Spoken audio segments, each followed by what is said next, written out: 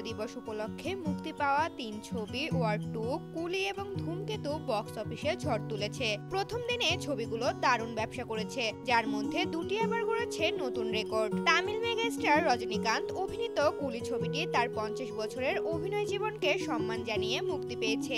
প্রথম দিনে বিশ্বব্যাপী এটি আয় করেছে 151 কোটি রুপি, যা তামিল সিনেমার ইতিহাসে সর্বোচ্চ। ছবিটি দেখতে প্রেক্ষাগৃহে এখনো দর্শকের উপচে পড়া ভিড় দেখা যাচ্ছে। জস্টার ফিল্মসের স্পাই ইউনিভার্স ছবি ওয়ার 2-তে প্রথমবারের মতো একসঙ্গে দেখা গেছে বলিউড তারকা ঋত্বিক রোশন ও দক্ষিণী তারকা জুনিয়র এনটিআরকে। ছবিটি বিশ্বব্যাপী 80 কোটি রুপি আয় করে প্রথম দিনেই দারুণ সূচনা করেছে। এর মধ্যে শুধু ভারতেই আয় করেছে 51 কোটি রুপি।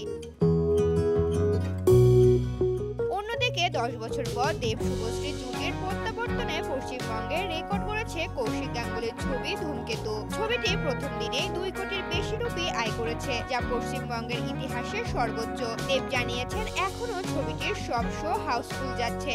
সব মিলিয়ে বলা যায় এই 3টি ছবি ভারতীয় বক্স অফিসে নতুন করে প্রাণ ফিরিয়ে এনেছে।